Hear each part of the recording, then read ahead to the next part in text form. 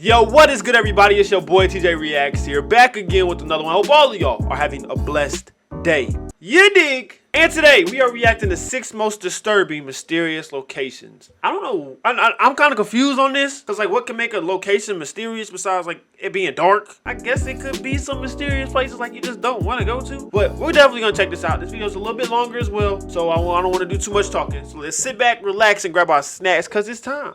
Yes, it is for TJReacts. You dig? And make sure you like, comment, and subscribe. Roll to 800 subs. Let's go, man. All right, let's check this out. Bermeja. If you were to look at pretty much any map of the Gulf of Mexico drawn by Spanish explorers in the 16th and 17th centuries, you would find a small island lying off the north coast of the Yucatan Peninsula called Bermeja. Although the exact location of the island varied slightly depending on the map, it was a well-known fact that the island at least existed. Okay. Bermeja was first mentioned by Spanish cartographer Alonso de Santa Cruz in an official list of islands in the Gulf of Mexico, published in Madrid in 1539. Alonso de Chaves, another Spanish cartographer, once wrote that from a distance, Bermeja looked blondish or reddish, which is where the island's name came from. A couple of hundred years later, in the mid-1800s, French-Mexican cartographers published reports stating that the island of Bermeja had started to sink. By the late 18th century, Bermeja was no longer featured in many maps of the area, and the last time it showed up on an official map was in the 1921 edition of the Geographic Atlas of the Mexican Republic. In the late 90s, the American and Mexican governments started negotiations to determine the boundaries for the exploitation rights of oil in the Gulf of Mexico. If the Mexican government could find the island of Bermeja, that would expand Mexico's oil drilling rights way further into the Gulf. Around that time, the Mexican government conducted 3 official investigations to find the island, armed with state-of-the-art ultrasound technology and all kinds of modern tools to locate it. Damn, Mysteriously, they couldn't find any trace of the island, and according to spokespeople from the Mexican Navy, it was as if the island had never even existed. A year after the Mexican Navy failed to find Bermeja, a Mexican senator named José Angel Cioncielo, who was one of the most fierce advocates for the expansion of Mexico's oil drilling territory and the island's existence, was killed in a car accident on a Mexican highway when a semi-truck slammed into the right side of the car. Damn. His death quickly became the fuel for a conspiracy theory, according to which the CIA had blown up the island to further an oil-fueled American agenda. Of course, this theory is a bit of a stretch, and some of the other more logical theories that surfaced regarding the disappearance of the island are much more likely to be true. One possibility that researchers seem to favor is that the island sunk after an earthquake or underwater landslide, which led to a further series of explorations in 2009 to see if the remains could be found at the bottom of the ocean. However, despite the even more advanced technologies that were used during that year's official investigations, the ultrasound exploration of the ocean floor revealed absolutely nothing but a sandy ocean bottom. Speculation that the island had never existed once again started circulating online and in the news, leading many people to adopt it as the truth. After the failed explorations in 2009, Julio Zamora, president of the Mexican Society of Geography, claimed that the existence of the island of Bermeja had probably been faked by early Spanish explorers to throw off other explorers and military rivals from other countries. This would make sense, as it was common practice to make slightly inaccurate maps back then for the sake of strategy. Yo. Another possible... I never even thought about that. So back in the day, they could have made fake maps just to throw motherfuckers off. Dang, that's a good tactic. I ain't gonna lie. I ain't even think about that.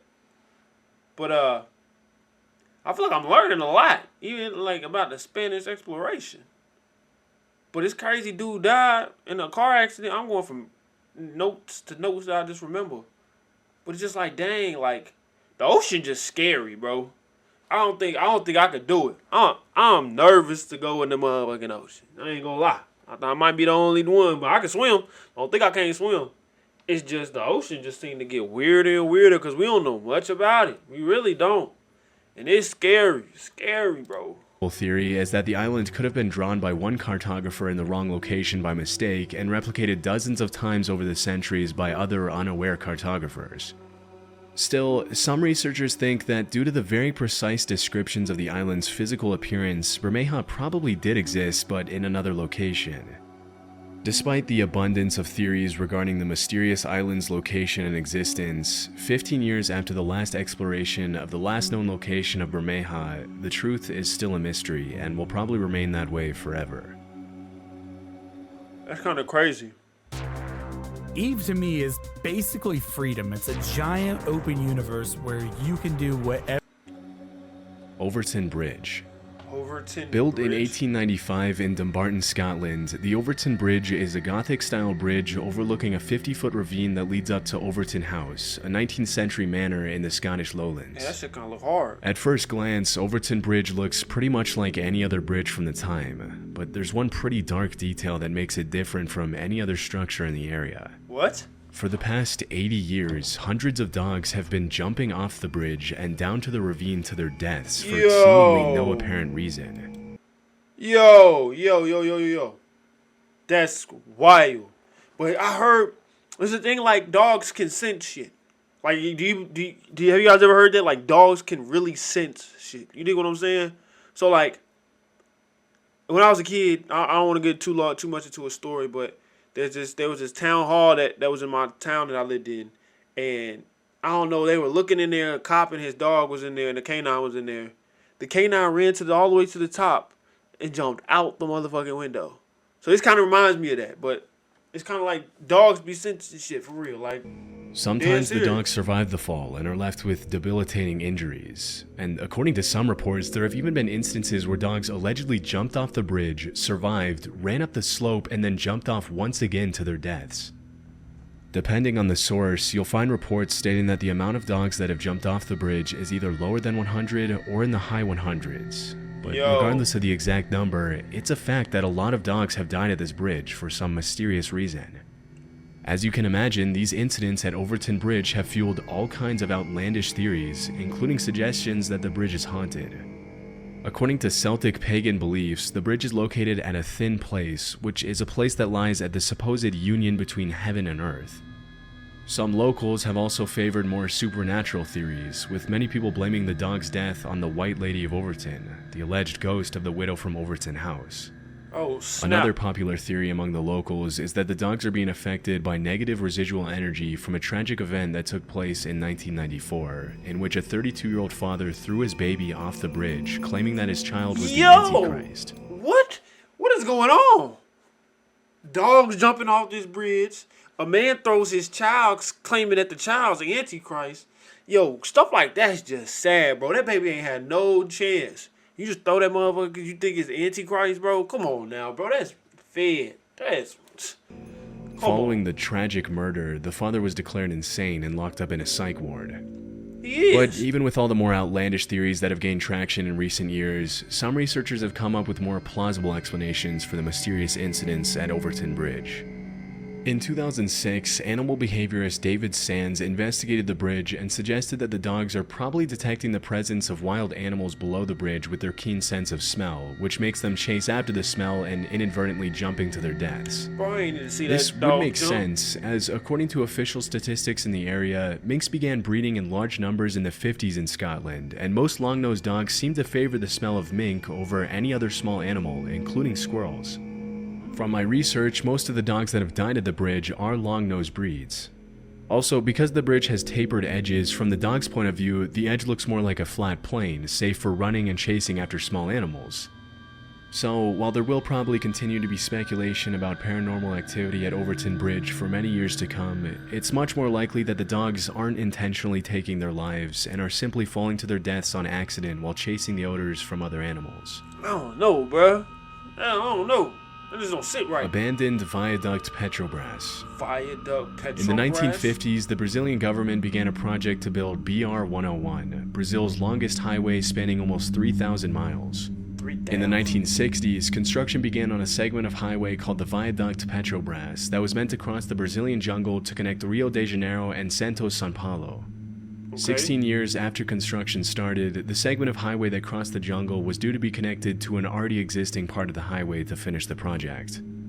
However, due to Brazil's economic crisis, plans changed at the very last minute, and instead of connecting the viaduct to the existing road, the highway was linked to a different coastal route. As a result, the Viaduct Petrobras was left abandoned in the middle of the jungle, and to this day, the Brazilian government has done nothing to remove it or reuse its parts. Standing over 130 feet tall and almost 1,000 feet long, the structure features fully built tunnels, retaining walls, and a gigantic concrete foundation, which has slowly been swallowed by the jungle as the years have gone by. Yo, To an what? outsider, the viaduct Petrobras looks like it was taken out of the city and dropped in the middle of nowhere in the South American jungle for no reason, giving off an admittedly eerie atmosphere. Even though the viaduct Petrobras seems pretty wasteful, the out-of-place structure is now a pretty popular tourist destination for curious travelers and locals wanting to catch a glimpse of the abandoned concrete giant. Yeah, they just made that for looks, on God. Kola Super Deep Borehole. Kola In the Super 1960s, Deep the Soviet Borehole? Union and the US were locked in a battle to develop superior space exploration technologies, often referred to as the space race. But what many people don't know is that the two countries were also competing to drill as close as possible to the center of the Earth. As is often the case, the motivation behind the drilling was mostly to find oil and valuable minerals, but from what I found, developing machines that can get close to the center of the Earth would also help understand the causes of earthquakes and volcanic eruptions at a much deeper level. In 1958, the US government launched Project Mohawk to collect a sample from Earth's mantle by drilling to the bottom of the ocean off Guadalupe Island in Mexico. Over the next 8 years, they drilled over 600 feet into the seabed, but in 1966, the House of Representatives had to discontinue the project because it was getting too expensive. 4 years later, in 1970, it was the Soviet Union's turn, and they drilled their hole close to the Barents Sea just outside the Norwegian border in a city known as Murmansk, Russia. At the time, the Soviets' goal was to drill as far down as possible, which researchers hoped would be a little over 9 miles. Unlike the US, the Soviets were a little more successful with their attempt and managed to drill way deeper into the Earth's crust, which resulted in the creation of the Kola Super Deep Borehole, also known as the world's deepest man-made hole. With a total depth of over 40,000 feet, or around 7.5 miles, the Kola Super Deep Borehole is deeper than the Mariana Trench, and its What? depth surpasses the height of Mount Everest. That's crazy. As the project progressed, the scientists realized the temperature was much higher than expected at every point below 10,000 feet, and at around 7.5 miles below the surface, the drill reported a temperature of almost 360 304. Fahrenheit. This was way higher than the 212 degrees Fahrenheit the scientists had predicted at that depth. So even though the Soviets had broken a record with the Kola borehole, they too had to discontinue the project in 1992 due to increasing rock densities and crazy high temperatures. And in 2005, the drill was shut down and the hole was sealed for good. However, that wasn't the end of the story, and there's a slightly more disturbing reason why people remember the Kola Super Deep Borehole. In the late 80s, a strange story started circulating in several Christian Finnish newspapers, which reported that a group of Soviet scientists had drilled a hole to the center of the Earth and had allegedly lowered an extremely heat-tolerant microphone into the hole. Through this, they supposedly heard a series of extremely disturbing, tormented screams coming from the bottom of the well. Yo, Throughout yo, the 90s, the story spread to other countries. Yo. You telling me there's people inside this earth now? Bro, you telling me there's people inside the crust of the earth? Bro, I'm sick. I'm sick. Until even American newspapers were running it. As the story gained popularity, sound files with the supposed audio of the tormented screams from the center of the Earth started appearing everywhere online, And with the allegations whole that the to screams hell. came from tormented souls stuck in hell. As it was later revealed, the Hey, yes, original it's recording burned. of tormented screams was made from a loop of various sound effects and the soundtrack from the 1972 movie Barren Blood. From this point forward, it was pretty much common knowledge that the screams were fake. However, it is a fact that some pretty disturbing sounds have been heard coming from the Kola Super Deep Borehole, along with other super deep boreholes. In 2013, Dutch artist Lute Gieven traveled to the 30,000-foot deep KTB Super Deep Borehole in Germany, where she lowered a microphone protected by a thermal shield to see if she could pick up any sounds at the bottom of the well. What'd she get? Interestingly, a mysterious deep rumbling sound that scientists couldn't explain could be heard through the microphone, which in the artist's own words, some people thought sounded like hell, while others thought they could hear the planet breathe.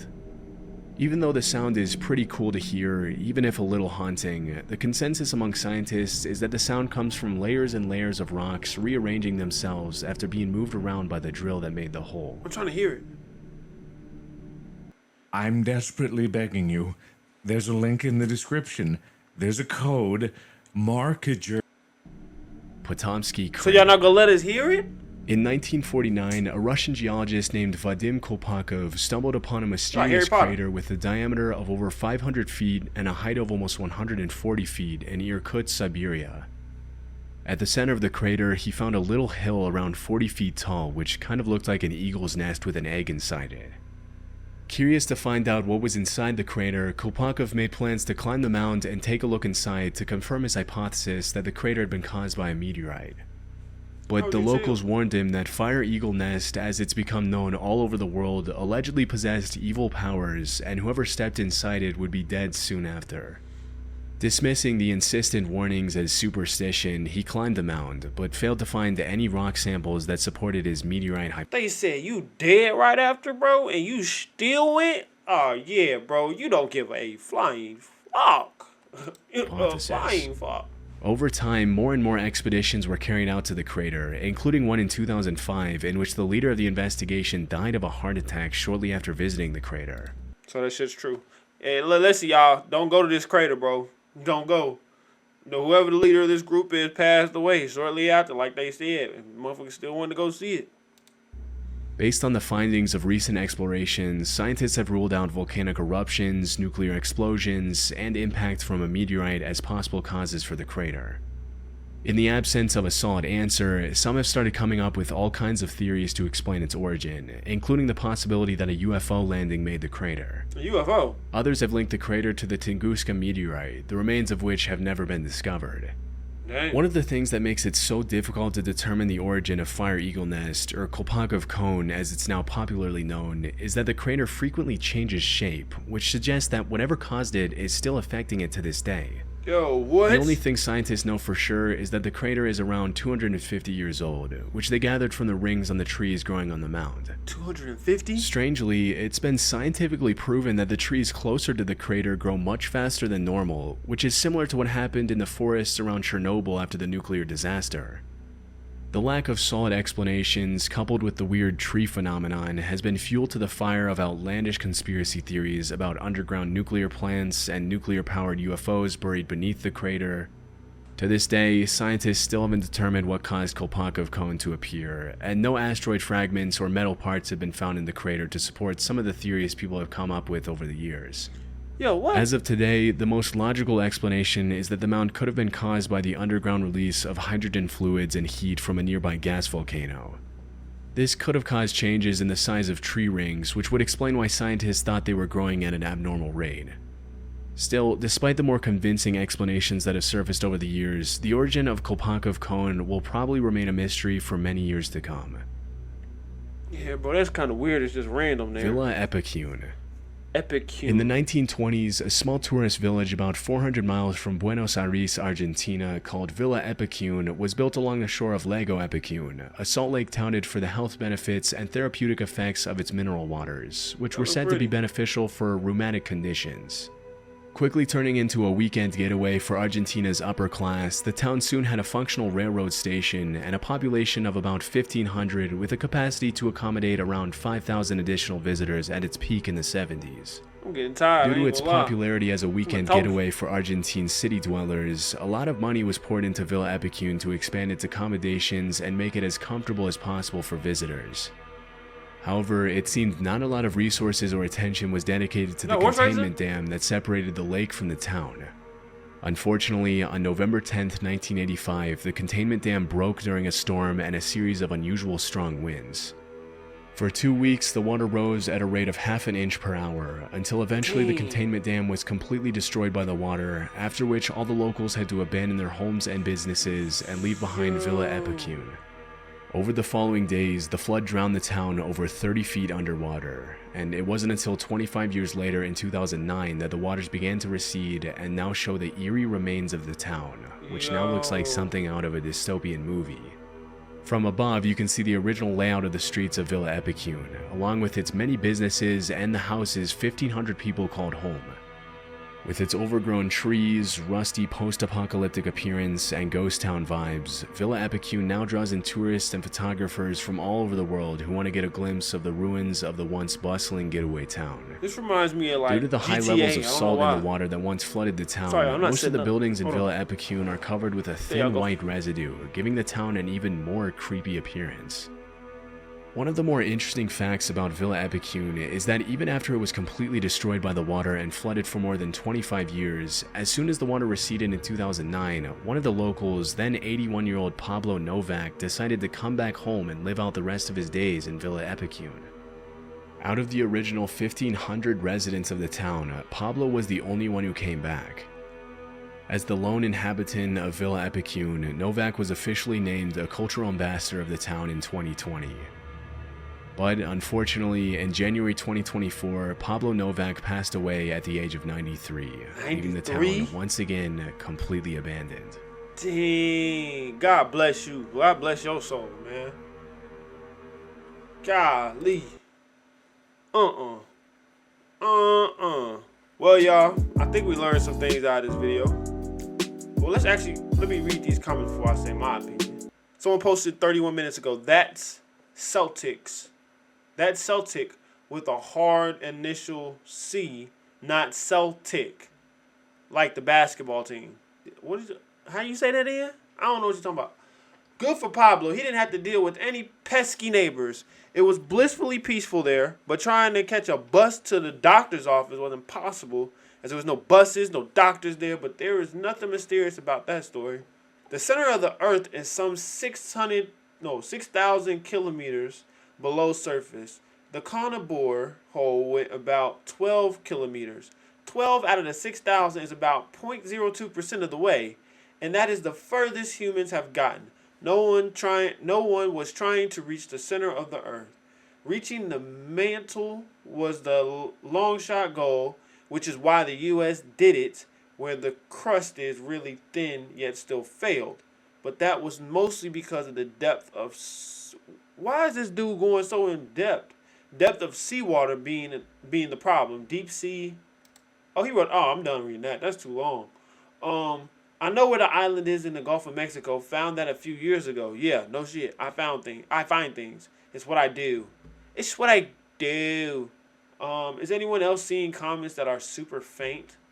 Nice job on content. Interesting video despite the brainless clowns wrecking paranormal BS and inclusion. Good on Pablo for taking back his home. The sound of the earth itself is pretty fascinating.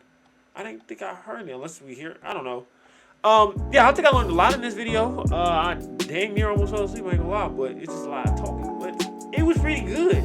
But I remember, like, I don't know, bro. It's just, I mean, we went from learning about this whole random new this island, and then making maps that was like fake as fuck.